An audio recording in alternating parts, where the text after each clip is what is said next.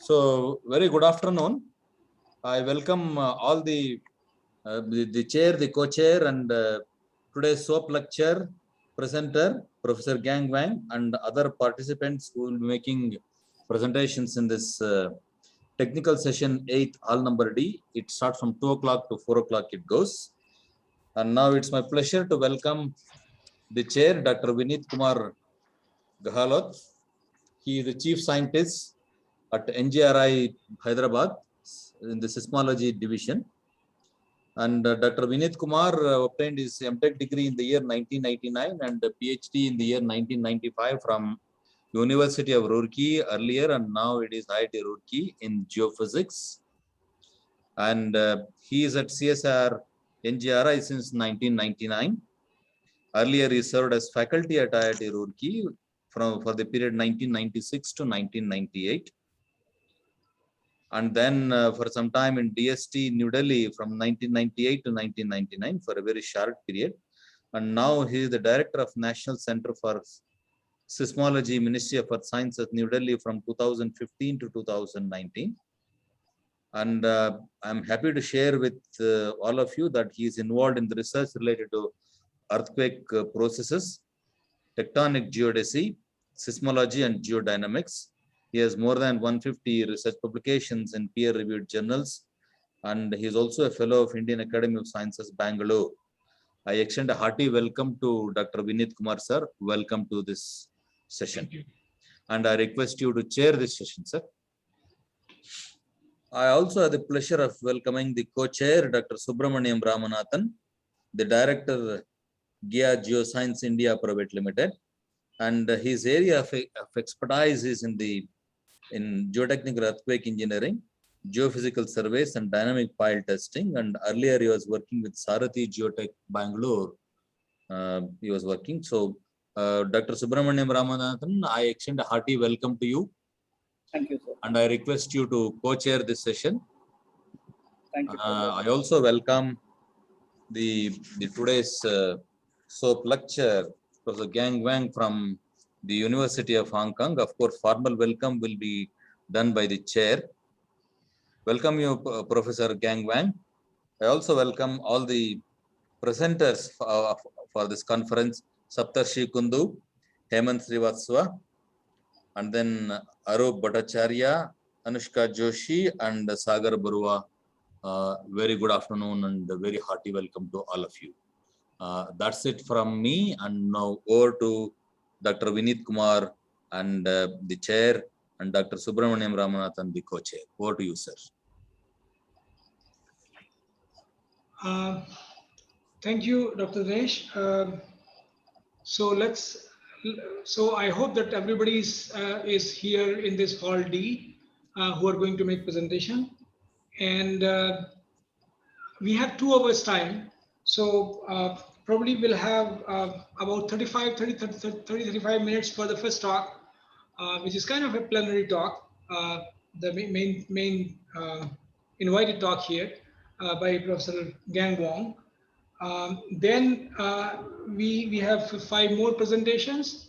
So we will be left with almost like 115 minutes, 1 hour 15 minutes. So probably we'll give 15 minutes to each of the remaining speakers to make their presentation, and probably 1 or 2 questions if time permits. So I think the first talk is by Professor Gang Wang, and he's a professor at Department of Civil and Environmental Engineering at Hong Kong University of Science and Technology.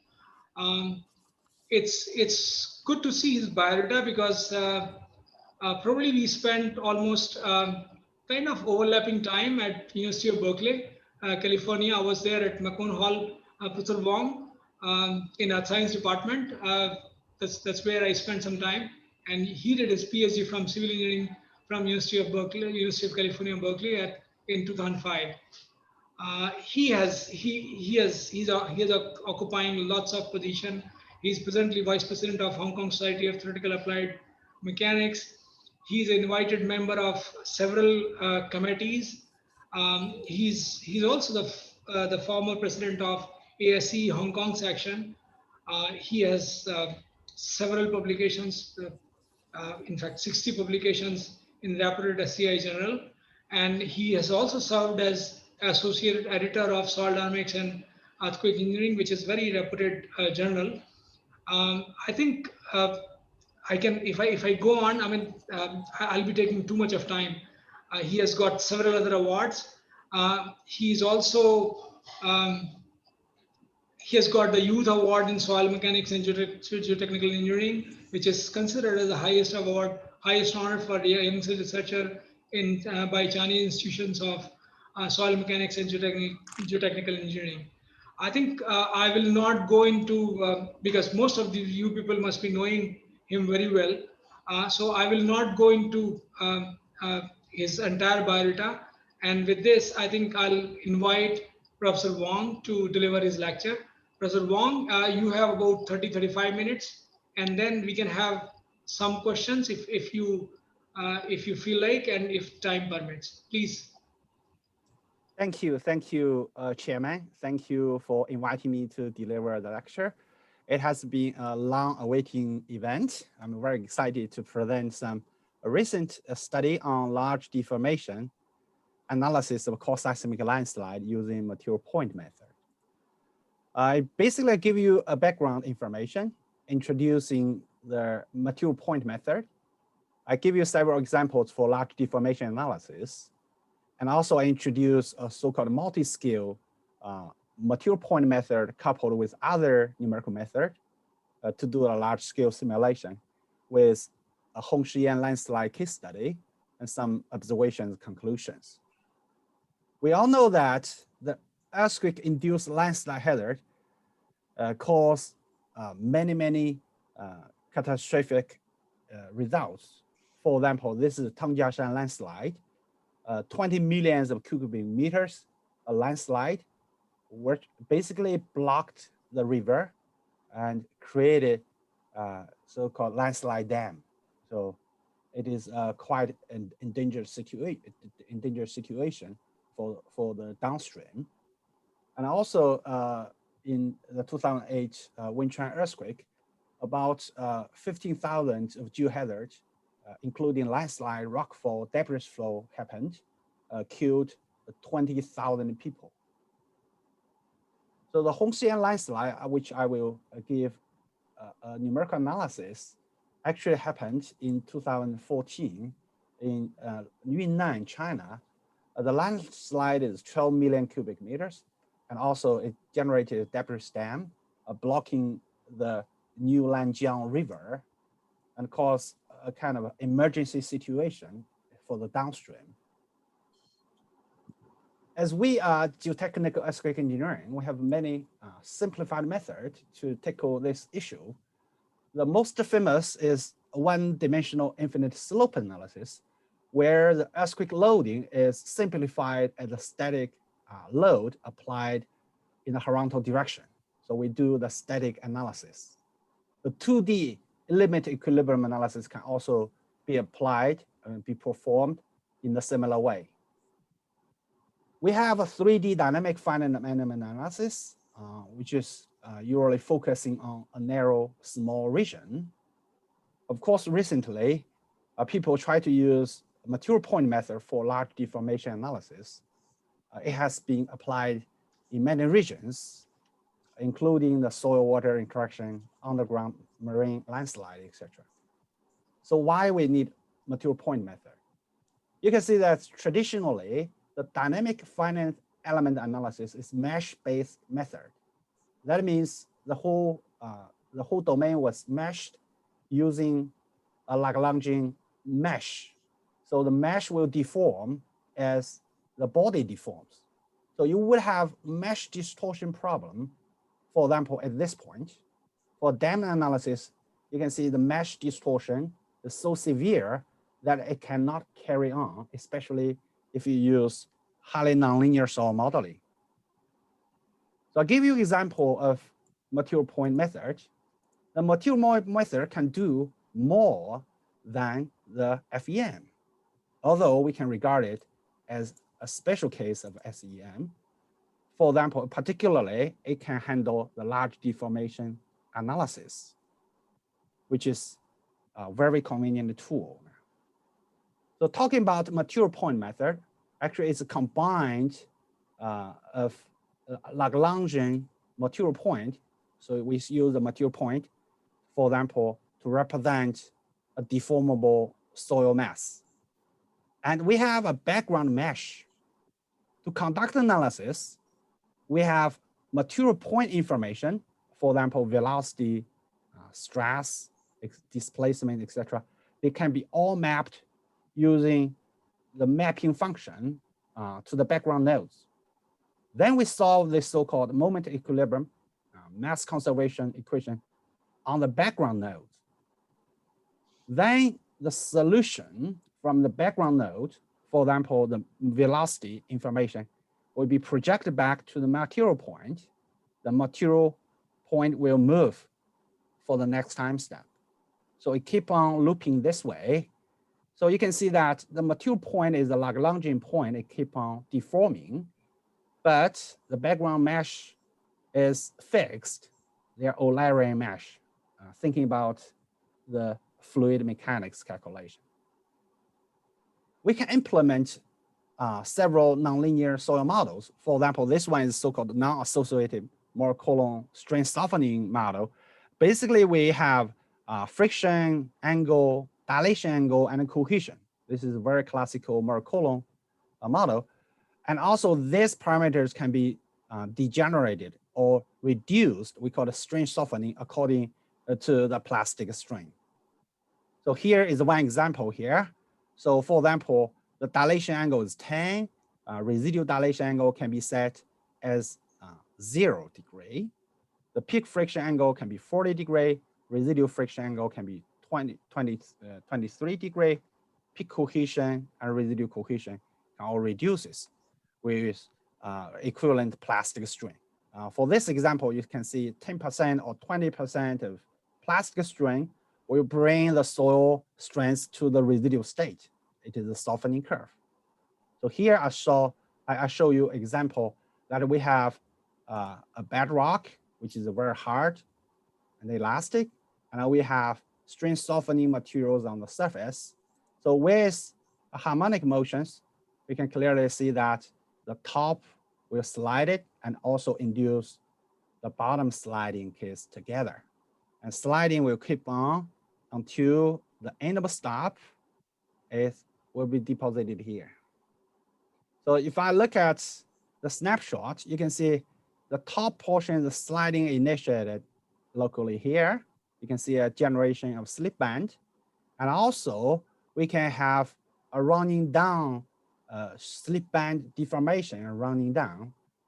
And here, the top soil and the bottom soil actually generate a so-called self-contact. And so it will push the bottom soils continue to slide down. So in the end, the whole deformation is 10 meter deposited at the foot of the slope. So it's very interesting to look at the interactions, so-called cascading effects, when the top portion of the slope actually moves down, exerted about 50 kilopascal of the shear pressure on the bottom. So actually the bottom layer would not be able to slide if without the top layer. So these two events actually show you a cascading failure from the top to the bottom sequentially. And we can handle the material point, soil water coupling the material point. It's a common strategy is to use 2 layers of material point. We have represent a water points and a solid point. So we have to obey the Darcy's law, balance momentum, pore pressures, degree of saturation change, soil water characteristic curves, and nonlinear soil behaviors, etc. So here I show you a kind of rainfall-induced slope failure case.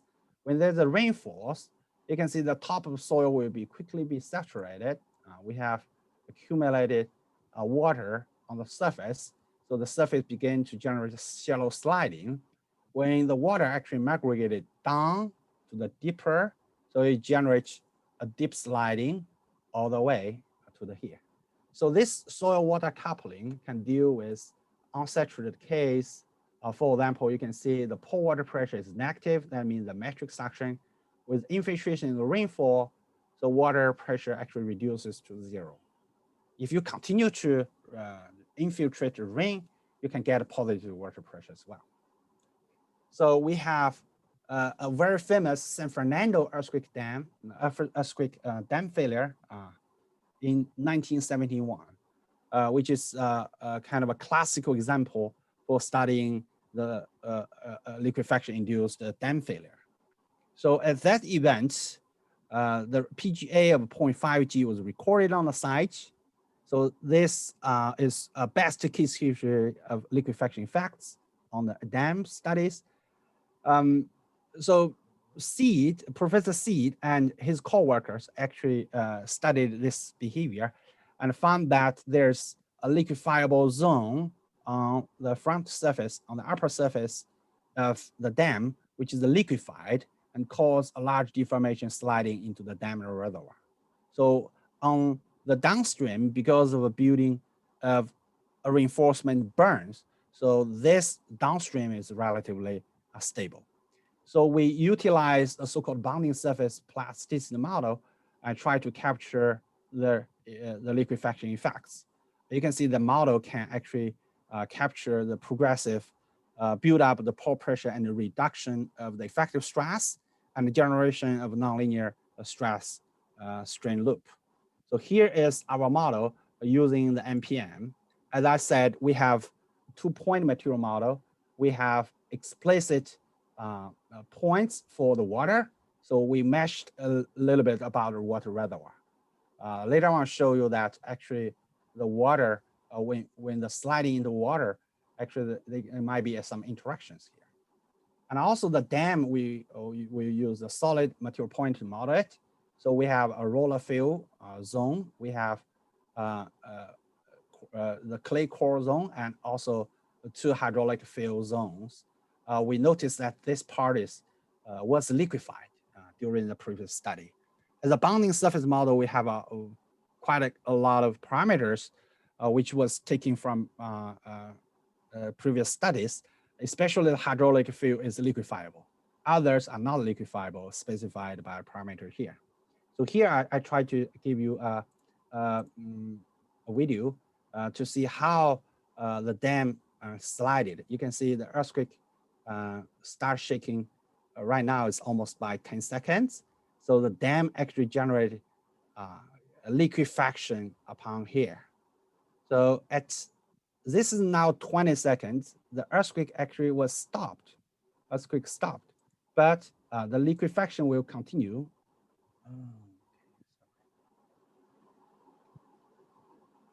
It's a little, it's broken.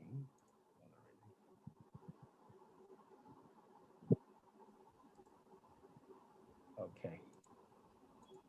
Share screen again.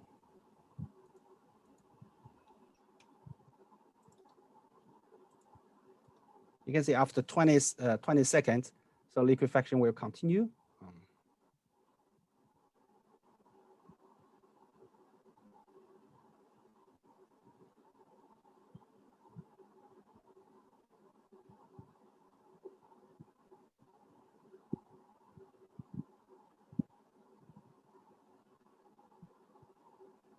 And keep on moving until it reaches the final deposition point.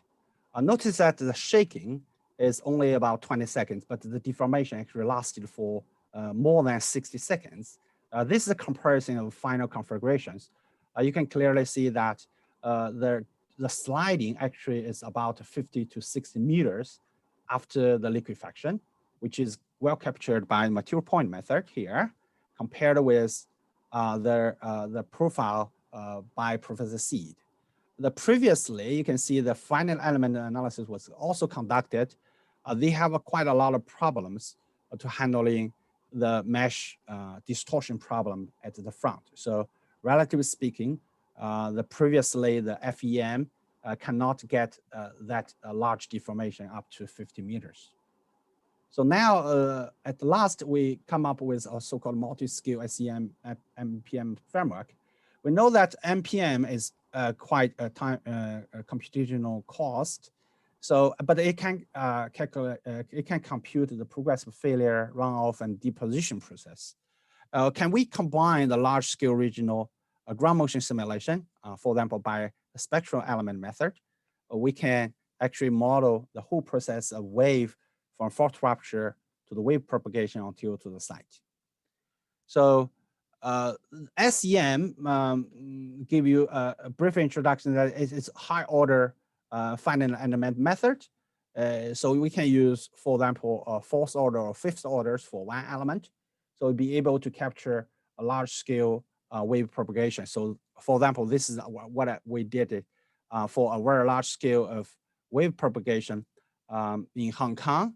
The dimension is almost like more than 20 by 20 kilometers across. So we have to couple the material point method with the spectral element method. Spectral element method uses coarse mesh, elastic material property. So material point method use fine mesh, but nonlinear soil. So this is how we constructed the coupling using the so-called domain reduction method. The domain reduction method was first proposed by Professor Biliak for the finite element analysis. Here we just modified the method, actually try to couple SEM and MPM to different computational domains. So we set up a mesh, SEM mesh, which is big and coarse, but within it, it has a boundary. We have a material point mesh actually inside. So here we have so-called the force transmitting layer. So in this layer, we use interpolation of coarse mesh from SEM until to the fine mesh to the material point. So there's a couple of theoretical considerations. The basic idea is SEM, they have a fault source, but they can also compute the so-called equivalent force acting on the boundary. So in the MPM analysis, we need to apply this equivalent force acting on this boundary to the MPM domain, and then we can conduct the fine scale analysis. Notice that the SEM is elastic, coarse mesh. The MPM is nonlinear and finer mesh. Of course, we have to use something like absorbing boundary conditions applied to absorb the waves to make it very good. So as I mentioned, the Ludian earthquake in China, 2014, actually induces more than 10 million cubic square of sliding mass. So here is the New Lanjiang River. So here is the landslide area. So in order to model this event, we actually created a large-scale SEM, which had modeled the fault rupture. And the Hongshiyan landslide is here. And luckily, we have a monitoring point called LLT. It records the real earthquake motion. So we can use this record to verify whether our SEM is good enough to capture the wave propagation. Based on the fault inversion analysis, we can construct the slip distribution along the rupture plane. So you can basically say that the seismic moment, the so-called energy, actually was released within the first 10 seconds. The rupture of the fault is mainly shallow. It's shallower than 5 kilometers. Therefore, although the earthquake is not very huge, but it generates a lot of damage. So globally, the shear wave velocity profiles can be actually generated like this. So we set up so-called SEM model to model the rupture process. I play the video here. You can see this is a strike slip fault, and wave actually is generated from here. Here, the Hongshiyan landslide area. So the shaking actually can be simulated from the rupture to the fault.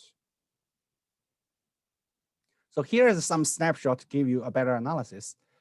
In the 6 seconds, you can see the wave, this is wave velocity propagated all the way towards the site. The site is this area. So you can look at the site, the Hongshiyan site. So the wave actually will arrive at the site location around 7.5 seconds and passed around after 1 or 1.5 seconds.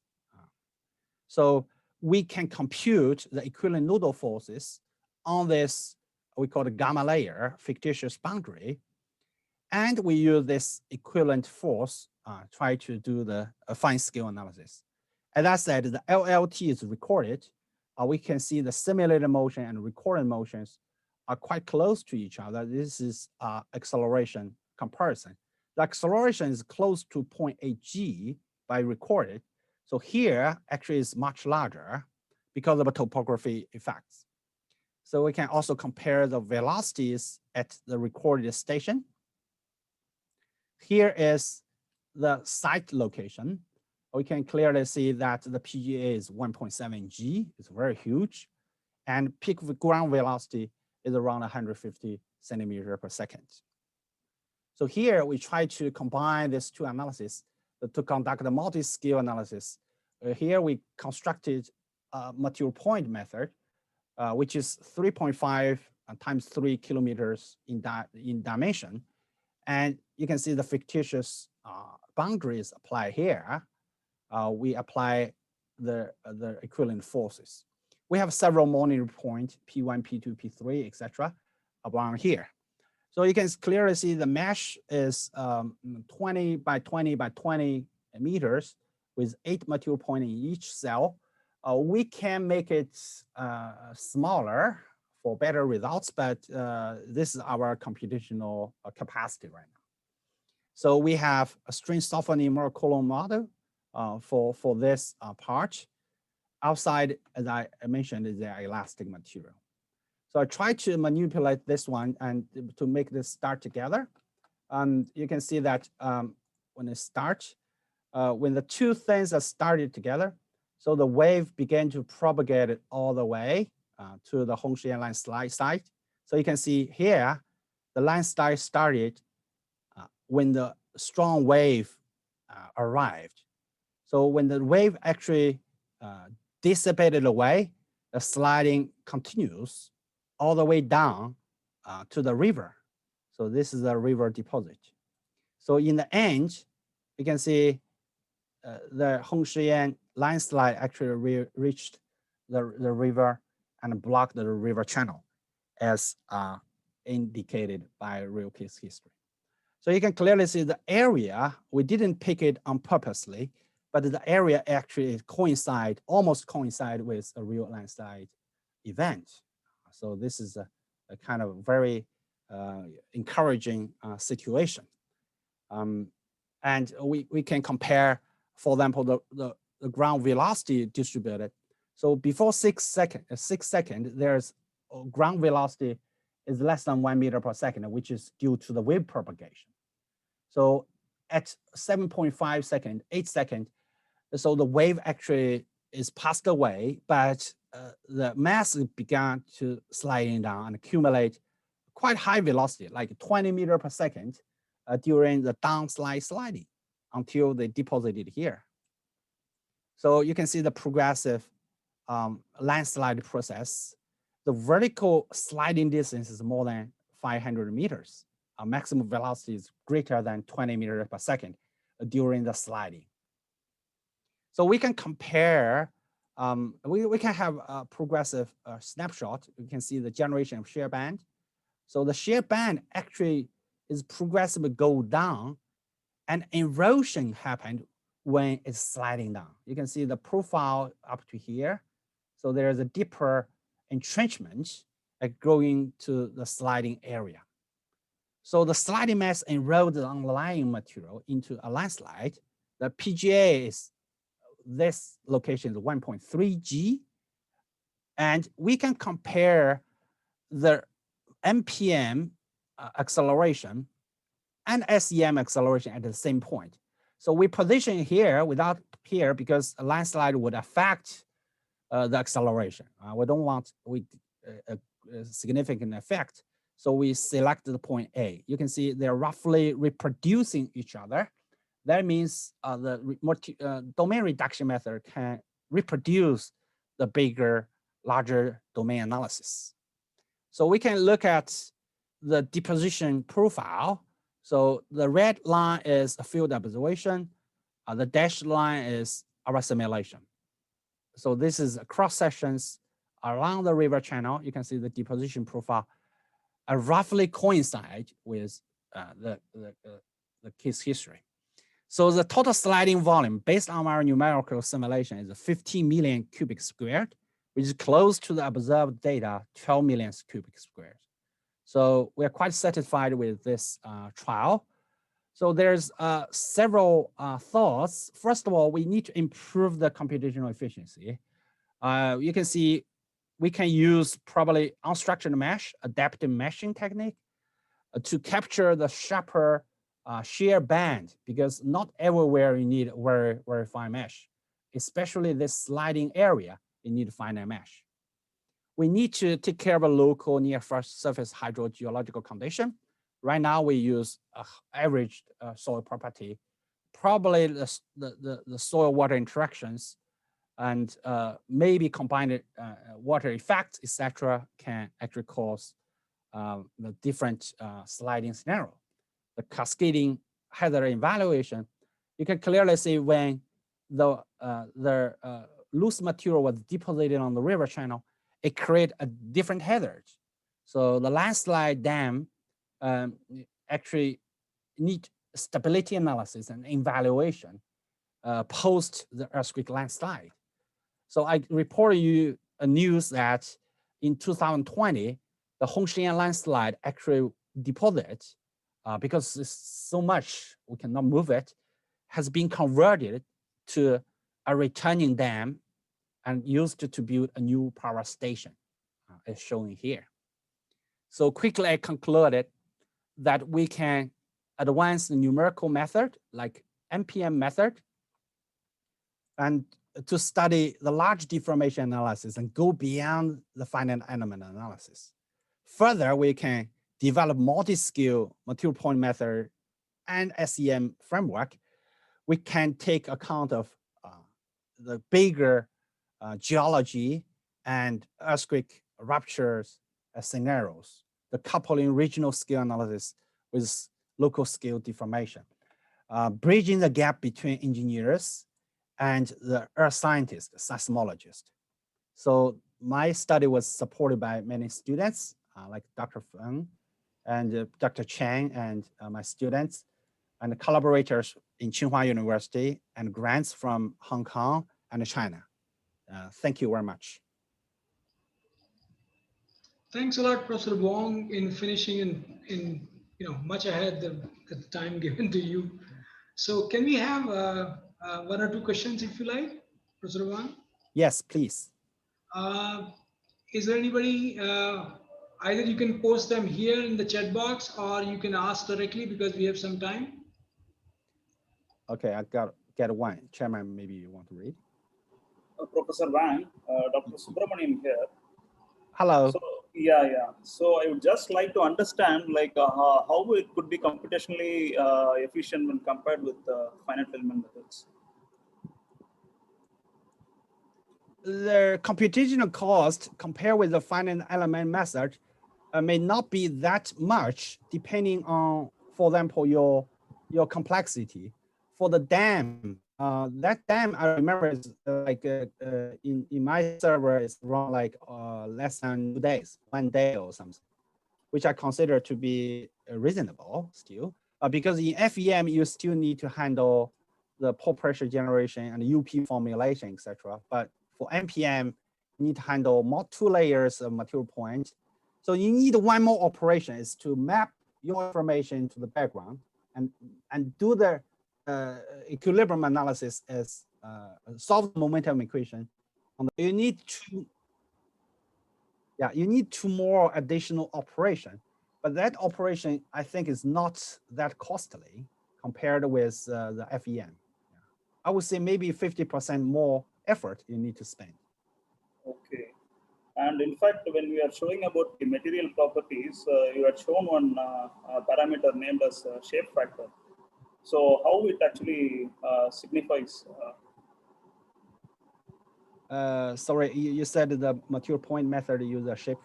Yeah, function? shape factor.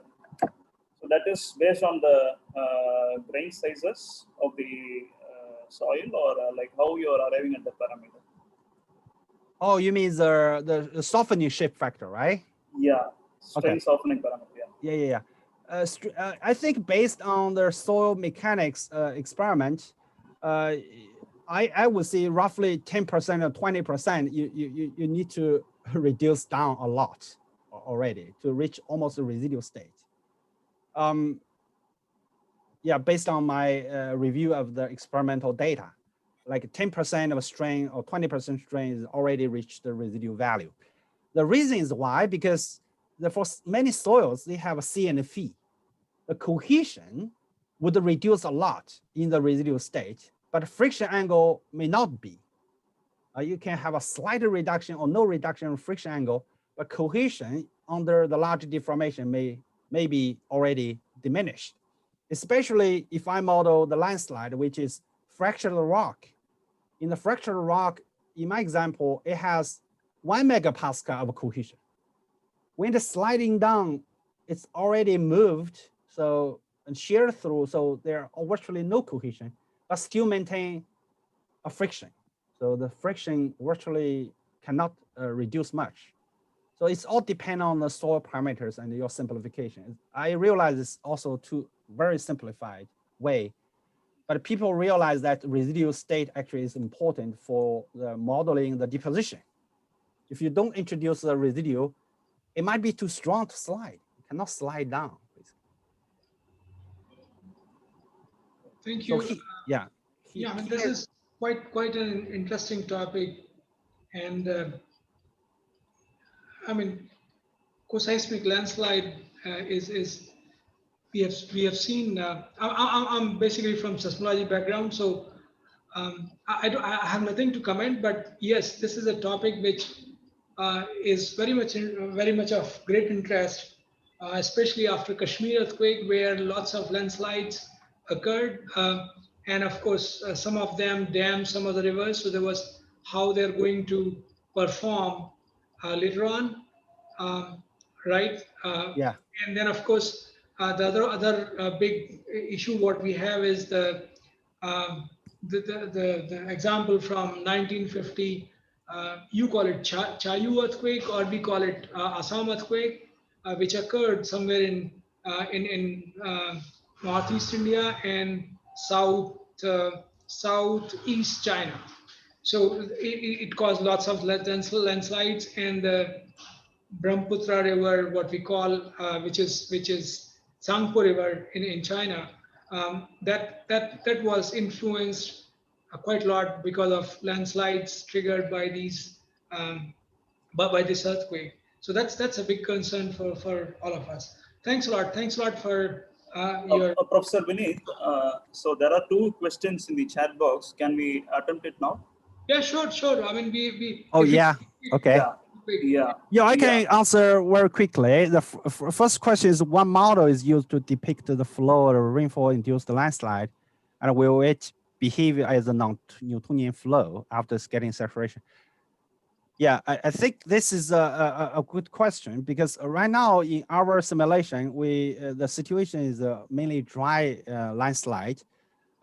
So if you want to model the transition from for example, the solid to the fluid, I think you can refer to Professor Soga. He proposed some kind of a viscous model. Basically, the material will behave like a solid, and when they go, the viscosity can actually kick into it, become a non-Newtonian fluid. But in my simulation, it's mainly a rock slide, solid slide. So the second question is how the contact model between FPM and MPM domain are the quadratic elements not capable of capturing liquefaction. The MPM and the SEM and MPM domain coupling is done not by contact. The contact is a handshaking method, which is we use overlapped mesh, but we call it equivalent mesh and apply to the small domain, which is called domain reduction method, proposed by Dr. Bilek. Therefore, it is not a directly handshaking coupling. There are many other coupling methods, I will see. So I think it could be a game changer if we combine the method together by combining the seismology study with a geotechnical study together. I think this is the part we need both expertise. SEM, we need a seismology study, and NPM, we need a geotechnical geomechanics. Thank you very much. Thank you, Professor Wong again. Thanks a lot. So can we move to the next presentation? Dr. Subramaniam, will you sort of share some? Okay, sir. Okay. So I will invite the next presenter, technical presentation. So the title of presentation is Influence of Geofoam Infill Trenches in Attenuation of Ground Vibrations Induced During Dynamic Compaction by Saptarishi Kundu from Indian Institute of Engineering, Science and Technology, Shibpur, India. So over to you, Mr. Kundu. Yeah. Okay, thank you. So myself, Dr. Saptarishi Kundu. I'm a faculty in the Department of Civil Engineering, I.I.Sc Shibpur. So this particular work I did as a research scholar when I was a PhD student in IIT Bombay under the supervision of Professor Vishwanathan. The topic is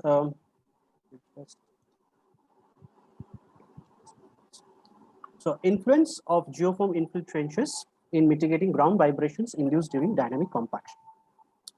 So as we know that dynamic compaction is a particular ground improvement technique wherein a heavy tamper weighing close to 20 to 30 tons is dropped from a height of 10 to 20 meter. So this densifies the soil. But the problem is that when this heavy tamper is being dropped from such a greater height, it creates a lot of vibrations, both body waves as well as surface waves. Now, mainly in the surface waves, it is the Rayleigh waves which are created, and this can create a nuisance. That's because the peak particle velocity, if the value is greater than 50 millimeter per second, then it can create structural damages to adjacent buildings. Now, there is no such code in India as such, but whatever these values have been derived, they have been derived from the mining industry. It is also said that if there is a old monument like of historic importance, then the permissible peak particle velocity is 2 millimeter per second. Okay, so there is a need to check the peak particle velocity during dynamic compaction. Now, how we can mitigate these vibrations? Now, there are different ways. One of the ways is to create a trench such that there is a discontinuity in the ground surface so that these vibrations don't get transferred to the nearby structure. But because of stability issues, or maybe there is a constraint of space, at time infilled trenches are also used. So the trench is filled with some material like polystyrene geofoam, which has been extensively used as a wave barrier in transportation cases, for construction, civil engineering construction cases, like for construction induced vibrations, pile driving. But the use of these materials to attenuate ground vibrations generating from dynamic compaction has not been studied as such. So that was basically the main aim of this study. So we did a small scale study, model study in our lab, wherein the soil that was used was dry sand, which was brought from the state of Goa. So it's a poorly graded soil. And the geofoam that we used, it has a density of 12 kg per meter cube with unconfined compressive strength of 35 kPa and elastic stiffness of 1362 kPa. Now, how to perform dynamic compaction in the lab? So there are different setups. For the small scale study in the lab at 1G, we have developed this catapult system such that by using the spring and the energy stored in extended spring, we create the drop height. So this actually setup actually we can create a drop height of up to 2 meters in a very short space actually. So the tamper that was used is a circular based. So we drop the tamper just at the face of the perspex sheet at one side of the container, such that the perspex sheet acts as a plane of symmetry, and rather than modeling the whole tamper, we model half the circular plate. So the mass is 1.75 kg, the diameter is 75 mm, and the drop height of 1 meter was modeled. While preparing the model height was 33 centimeter, and the depth of geofoam embedded into the soil was 15 centimeter. The extra 5 centimeter we kept on the top because while preparing the model, the geofoam needs to be held in a vertical direction. That's why it was kept. Now, the sand was filled in the container at a relative density of 35% using the air permeation technique, and a total of 16 tamper drops were modeled in the tests. Now, the accelerometers were used to pick up the vibrations. These accelerometers picked up the vertical vibrations in the vertical directions. The tamper drops were spaced at an interval of 5 seconds, because as there is no water in this model, it is a dry case. So this time interval don't have much of a effect on the results. Now, the position of the accelerometers, as we can see in this particular photograph that is in this image, that there are 4 accelerometers, 2 of them placed behind the geofoam barrier on the left hand side, and the other 2 placed without the geofoam barrier on the right hand side.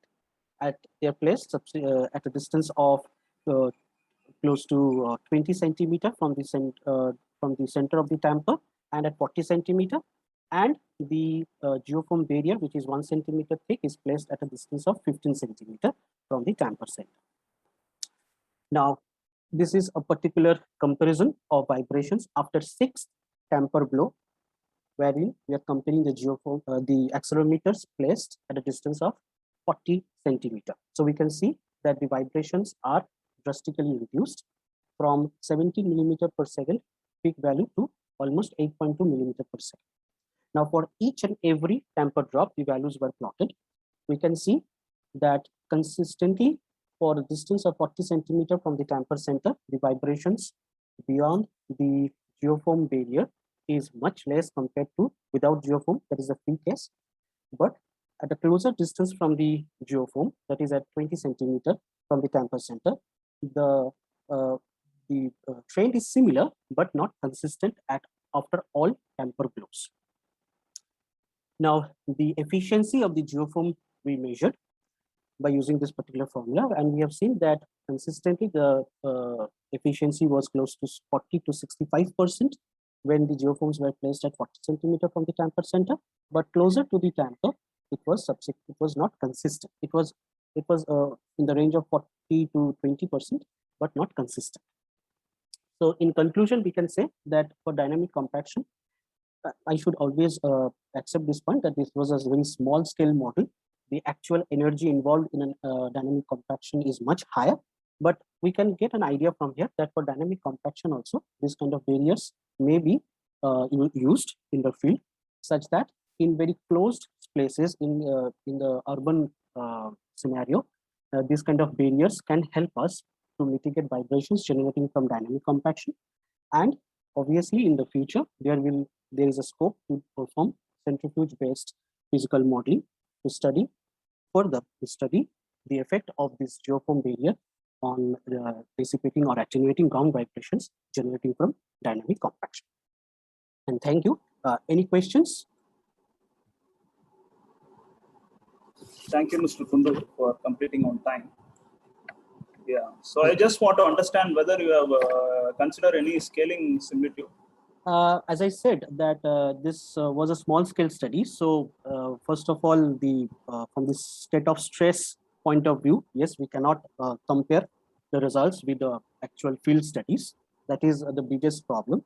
So this, as I should make it a point that this was basically a preliminary study. The actual study, we planned it for geotechnical centrifuge, wherein this, as you said, the scaling laws could have been maintained. But yes, in this particular study, the scaling laws, especially the state of stress, which is very important in these cases, could not be modeled exactly. It's qualitative. Yeah. Okay.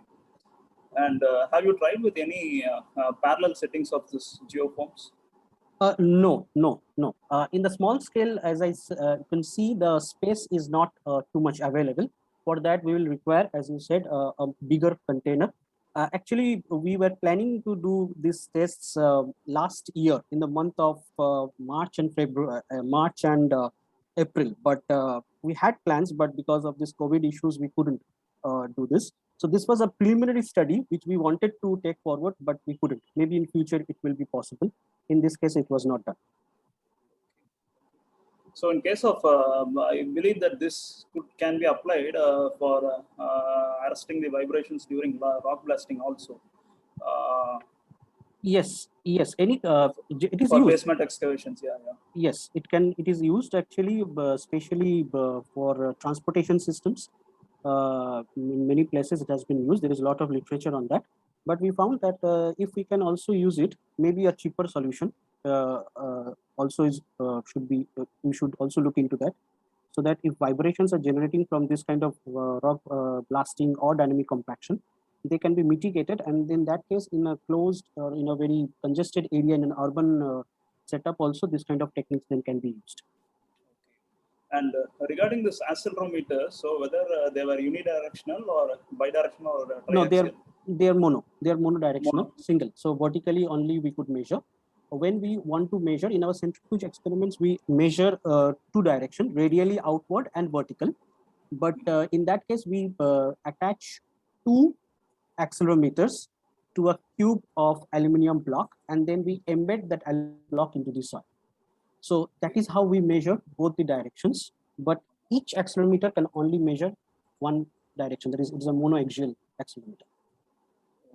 Okay. Thank you. So any other questions from panelist audience?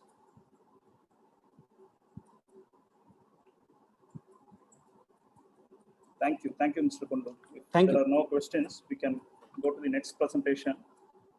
So the next presentation is stochastic simulation of near fault earthquakes in Delhi region using long period velocity pulse by Hemant Srivatsa, Madhav Institute of Technology and Science, Gwalior.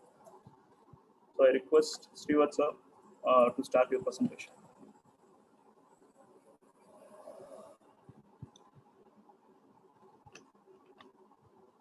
Srivatsa? Hemant, are you there?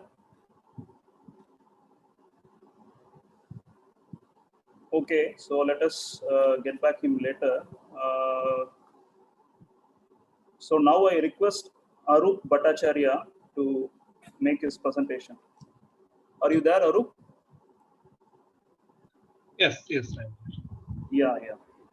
So the title of his presentation is Effect of Frequency Content of Earthquake Ground Motions on the Dynamic Behavior of Tired Geosynthetic Reinforced Soil Retaining Wall. He is from Johat Engineering College, Assam. Yeah, please go ahead, sir. Good afternoon, everybody. Now here I'm going to present the effect of frequency content of the earthquake ground motions on the dynamic behavior of the tiered geosynthetic reinforced soil retaining wall. So the frequency content of the earthquake ground motion on the dynamic behavior of the tiered reinforced soil wall. So this is a study conducted by the Liu in the multi-tiered configuration. It is found that the increase in the tire offset, the resonant frequency of the multi-tiered wall increases. So based on that one, there is the objective of my study is that to know the effect of the frequency content of the earthquake ground motion on the dynamic behavior of the tiered geosynthetic reinforced soil wall, and then comparison of that result with the single tiered wall. So here, for the validation purpose, we have used this model that is given by the Ling et al. 2015.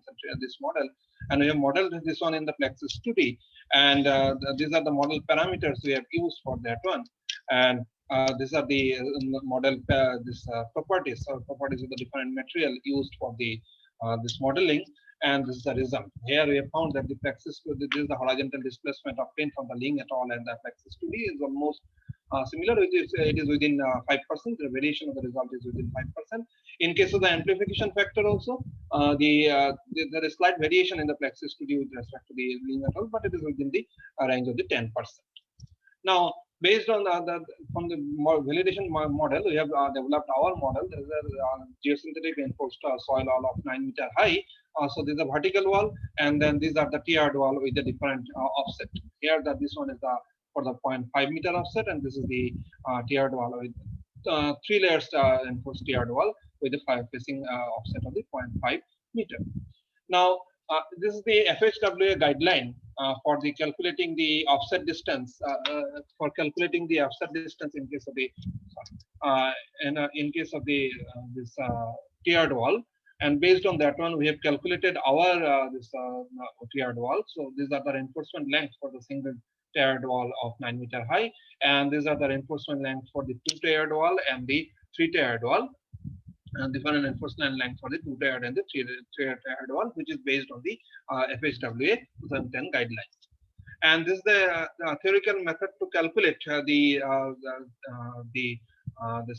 fundamental frequency of the system of the equivalent linear by the equivalent linear elastic method. It is given by the Wu equation, and based on that one, we have calculated the fundamental frequency of our model.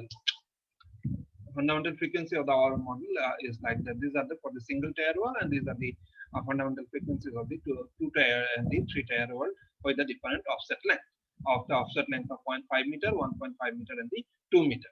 And here I found that there is not much difference between the calculated fundamental frequency of the single tiered wall, the 2 and the 3 tiered wall with the different offset length. But then we have conducted we have determined the fundamental frequency by the numerical method. And that one we have found that the single tiered wall fundamental frequency is 2.10 hertz, and for the 2 tiered wall and the 3 tiered wall with the different offset length, this fundamental frequency is slightly different. It is slightly higher in case of the 2 tiered wall and the 3 tiered wall, and with the increase in the offset length also, the offset distance, the fundamental frequency increases. Then we have used the 3 different types of the earthquake, Nuapiata and the Kobe and Bhuj earthquake, and having the fundamental frequency, having the predominant frequency of 0.67 and 1.47 and 1.27 hertz. And we have considered the 10-second means only the 10-second duration for that one for the computational purpose. And then we have found out the displacement of the for the Loma Prieta earthquake, and here we found that the zero offset, that means the vertical wall has the quite high horizontal displacement compared to the other types of the wall. That is, if this is for the 2-tiered wall, and here this is for 0.5 meter offset. This is for the for the 1 meter offset, and this is for the 1.5 meter offset. So with the increase in the offset length, the horizontal displacement decreases considerably. And in case of the 3-tiered also, we have found out the same thing, that with the increase in the with the increase in the offset length, the horizontal displacement decreases considerably. The same thing we have found out in case of the Kobe earthquake and the Bhuj earthquake. But in this previous slide, we have seen that the Kobe earthquake has the maximum frequency. So displacement of the Kobe earthquake is more. Horizontal displacement for the Kobe earthquake is highest among all the 3 earthquakes we have considered. So based on that one, we have also calculated the amplification factor for these the vertical wall as well as the 2-tiered wall and the 3-tiered wall with the different offset length. And we have found that there is in case of the this 2 meter offset, in case of the 2 meter offset, the amplification factor is the highest. That is where the offset distance is about 2 meter. In that case, the amplification factor is the highest one for it is for the all 3 types of the earthquake. Now, based on that, this is the table representing the horizontal displacement and the acceleration amplification factor for the single tier wall, that is the vertical wall, and the 2-tiered and the 3-tiered wall with the different offset length. And we have found that with the acceleration amplification factor for the 2-tiered wall and the 3-tiered wall is higher, but the horizontal displacement of the 2-tiered wall with the higher offset length is lowest one. That is here, if we consider the 3-tiered wall having the 2 meter offset distance, in that case the horizontal displacement is 187 here is, sorry, it is 187 mm, and the acceleration amplification factor for that one is a 3.37. So So the predominant and if we consider the three different earthquakes, there is the Loma Prieta, Bhuj, and the Kobe earthquake. In that one also, the Kobe earthquake has the highest predominant frequency. So the horizontal displacement is also highest for the Kobe earthquake than the other two earthquakes. So the frequency content of the earthquake is also affect the displacement of the tiered vertical as well as the tiered wall. So from that one, we can conclude that the predominant frequency of the earthquake also affect the displacement of the wall, and the fundamental frequency of the vertical wall is which is very near to the predominant frequency. So the higher displacement is observed, but the fundamental frequency of the other types of tiered wall, that is the two-tiered or three-tiered wall, is higher than the vertical wall. So it is away from the fundamental predominant frequency of the earthquake. So the displacements are quite low. So with this, I am completing the presentation. Thank you, sir, for your informative presentation. And now the floor is open to questions. I have got one question. Yes. Yes. So just want to understand, like, whether you have tried your model using any dynamic soil modeling? Yes. Constitutive models, yeah. Constitutive models here, actually, if you go to the Hatami and Butters paper, in that one they have found that if you use the very simple Morculum model, that will also give, in the dynamic analysis, that will also give a very good result. So based on that one, I have followed this one as the Morculum model. Okay. And regarding your boundaries, whether you have used any infinite elements or observant boundaries? Here actually free field boundary is used in the experiment. Free field boundary we have used. Free field in case of the in case of the dynamic analysis. Okay. Any other questions?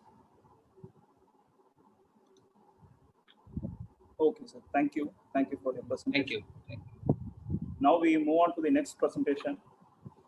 And the title of the presentation is Simulated Annealing Algorithm for Subsurface Shear Wave Velocity Investigation Using Ground Vibration Data by Anushka Joshi from Indian Institute of Technology, Hyderabad. Anushka, over to you. Later, we can move on to the next presentation. Sagar Barua is here from Bangladesh. Sir, actually, instead of Sagar Barua, another co-author, me, Ms. Mahbub Ahmed, would like to present the presentation. Okay. Yeah. Mahbooba will be presenting on ground vibrations due to moving load in proposed subway tunnel near Kamalapur from Bangladesh University of Engineering and Technology. Yeah, please go ahead. Thank you. Thank you, everyone. Good evening and greetings, everyone. I am Mahbooba Ahmed. Welcome to this presentation. And today I am here to present the findings from our research about a numerical study on ground vibration due to moving load in proposed subway tunnel in Kamalapur railway station, Dhaka, Bangladesh. At the very first, I want to focus on our research objectives with which we had started our journey. To have an impression of ground vibration due to underground train. Actually, this kind of vibration can be an issue of legal complaints from the owner of buildings in immediate vicinity. In way of achieving these objectives through numerical study, a three-dimensional finite element modeling has been done using Flux's three-dimensional software, where the underground train has been modeled considering a two-wagon train. The geometric dimension of the train you can see here in figure 1. All dimensions mentioned here in meter unit actually. And again, local soil substrata has also been incorporated in the numerical model. For our study, we have mainly concentrated on the area nearby Kamalapur railway station, Dhaka. Actually, it's a part of mass rapid transit project currently going on in this city. You can see here the MRT line 1 route in figure 2 here, and you can also see some orange portions. These are actually the underground portions of this line, and our study area is marked with this arrow sign.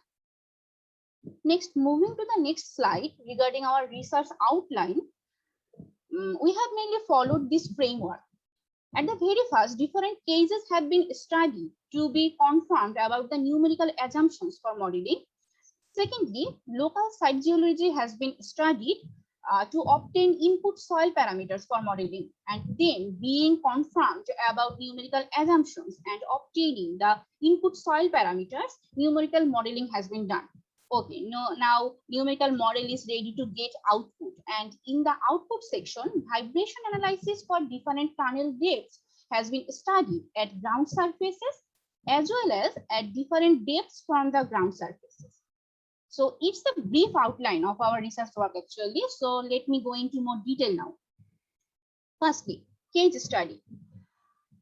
Actually, our research work is based on an ongoing project in Dhaka city. So experimental data collection for validation of numerical model couldn't be possible.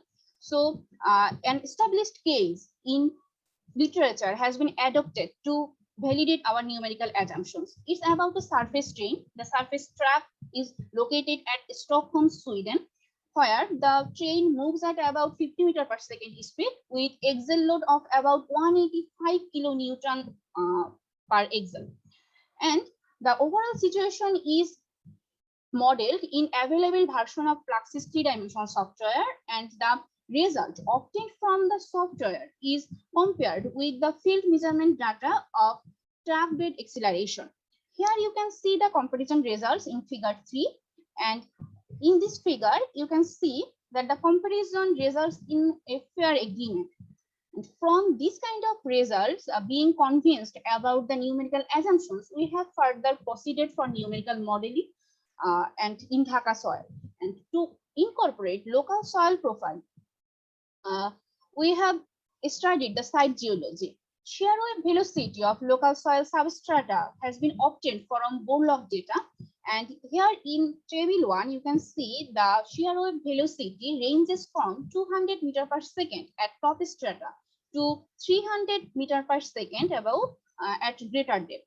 And after obtaining this kind of soil input parameters from local soil site geology study, we have further proceeded for modeling. Regarding 3-dimensional modeling, a 30 by 60 by 44 meter 3-dimensional domain with rail track, sleeper, tunnel, and soil has been established, and energy absorbing boundary condition is applied for this model boundary. For this model, a tunnel is placed at 8 meter depth with 7 meter diameter, and the moving load is assumed to move at 20 meter per second speed. And regarding the moving dynamic load modeling, let me show you a clip. In this clip, you can see a particular point on the railway track, and from this clip, you can also observe that the point becomes activated exactly when any axle passes over it. Otherwise, it remains deactivated. Exactly how we have modeled the dynamic moving load, that is, and to incorporate this active and deactivate state of particular point, a set of dynamic multiplier has been used to incorporate this. And in figure 4, you can see such a dynamic multiplier example for a particular point on the railway track. So actually, this kind of dynamic load moving at such a high speed can induce a significant amount of vibration at ground surfaces as well as at different depths from the ground surfaces. And we can see that in the following section. For vibration analysis, tunnel is placed at 3 different depths from the ground surfaces: 5 meter, 8 meter, and 11 meter depth. Figure 5 here represents the free field vibrations at various distances from tunnel center line for subway train at these 3 different depths. This figure also presents the vibration value of a particular point in 3 perpendicular directions: X, Y, and Z, where X direction represents the direction along the tunnel line, Y is at the perpendicular direction of the tunnel, and Z is in the vertical direction. And from this figure, we can see the vibration value ranges from about 70 to 90 decibel, which is quite significant. And most noticeable thing from this figure that even at 25 meter distance from the tunnel center line, the vibration value can reach as high as 80 decibel. Okay, then moving to the next slide and next figure, figure 6 here, presents the vertical vibration at 2 meter and 4 meter depths from the ground surface at a distance of 20 meter from tunnel center line due to subway tunnel in at 3 different depths also. Actually, this kind of location is considered to be for the foundation, shallow foundation of nearby buildings. So this kind of study had been done at these locations. And here we can see from this figure that this results in a quite significant amount of vibration ranging from about 73 to 84 decibel. So at this stage, I am at the very end of my presentation, and so let me sum up my findings. From this study, we have seen that vibration in any direction at any point located at a distance, certain distance from the tunnel center line is always not smaller than that exactly above the tunnel center line. It's due to the wave interference effect actually. And secondly, pre-field vibrations in all directions is observed to reduce with increased tunnel depth, which is very much expected. And thirdly, safe vibration limit for human being is considered as 85 decibel, which value is exceeded for tunnel depth 5 meter and 8 meter, whereas the value is within limit for tunnel depth 11 meter. And finally, significant vertical vibrations can be occurred at 2 meter and 4 meter depths from the ground surface, which can affect structures having foundation at this depth. And in turn, this can be an issue of legal complaints from the owner of those buildings, which I have mentioned earlier in my presentation. So that's all from my end. Thank you for your kind attention and patience. If you have any question, please let me know kindly. Thank you. Thank you, Mahbooba. So any questions from the audience?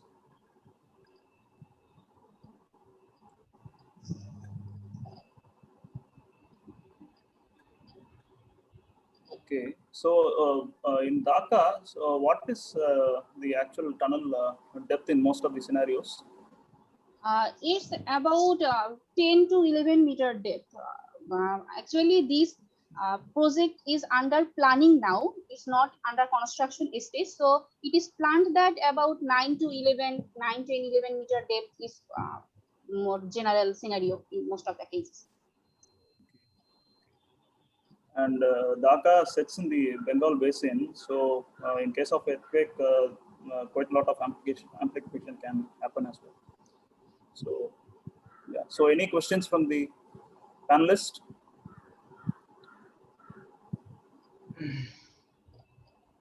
Okay, thank you. Okay, thank you, Alex. Yeah. So we will now check whether Hemant Srivatsa is available. Hemant, are you there? I don't see him here, at least. Okay. Okay. So another presenter, Anushka Joshi, are you there? I think I saw her in the beginning. Strange. Professor Wang, are you there? Yeah, I'm here. Just I have one question. So whether this MPM method can be used for this pile driving studies, soil structure and traction problems? Yes, actually, because contact can be established between the soil and solid. Actually, we also model something like backfill and the retaining wall. It looks like similar to the finite element. So the problem is if you don't have a large deformation, so the benefit is not that great compared with the FEM because both are small deformation. So you don't get more compared with FEM. Yeah, but in case of pile drivability studies, I believe that large. Yeah, you're right. You are right. The pile driving is an outstanding example because FEM, you handle the pile driving, you have to slip the nodes, you have to penetrate, and maybe you do the Lagrangian or Larian remeshing. Adaptive meshing. Yeah, adaptive remeshing. But this, you don't need to. I think it's naturally can calculate the pile driving. Yeah, it is one example. I agree. Thank you. Thank you. If there are no more questions,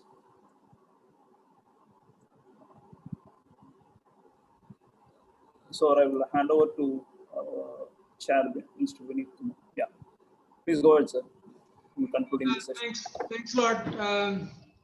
Thanks a lot, Professor Wang. Thanks a lot, Miss Mehbooba and Saptarshi Kundu. Then I think the other person who was Bhattacharya, I think he has left the session. Thanks a lot for contributing. Unfortunately, two of our presenters could not were not here, so probably they lost connection or there was some issue. So that's why we could finish early. And I think thanks a lot to Dr. Subramaniam for taking care of all presentation. I think we will end it here. Professor Dinesh, if there's something else to be done. Sir, yeah, lastly, you need to nominate one best presentation. This will be with the students, not with the faculty. Maybe PhD scholar, MTech student, something. Okay, so we will do it offline, isn't it? I mean, offline. Yeah, we'll do it offline. Both of you consult and then write to me an email, sir. That should be okay. Okay. Thank you. So with this, we have come to the end of this technical parallel session 8. I take this opportunity to thank Dr. Vineet Kumar from NGRI, who chaired the session, and also Dr. Subramaniam Ramanathan, who co-chaired the session. And both of you have successfully conducted this technical session number 8. On behalf of the organizing committee, I thank you, sir. I thank you. Thank you very much. Namaskar. So officially, the session is over. We can have a discussion. Okay, thank you so much. See you later. Thank you, Wang. Yeah, thank you, see Professor Gang Wang. Very interesting lecture. Yeah, hopefully to visit India. Yeah. Maybe next year or maybe. Please do visit. Do visit. Okay. Do visit. Excellent work. Yeah, thank you so much. Excellent work. Okay, bye-bye. Thank you. Bye-bye. Bye-bye. Bye-bye. Bye. If others can sort of sign out, then myself and Dinesh Saab and Subramaniam, we can discuss. I mean, we can finish it off because we have time. Sure. So I request Professor Kundu and Ms. Mehbooba to log out, please, if you don't mind. Thank you, sir. Thank you. Sure. Thank you then. Thank you, sir. Thank you very much, sir. Thank you. Yeah. Thank you. Thank you, Subramaniam. Thank you, sir. Thank you.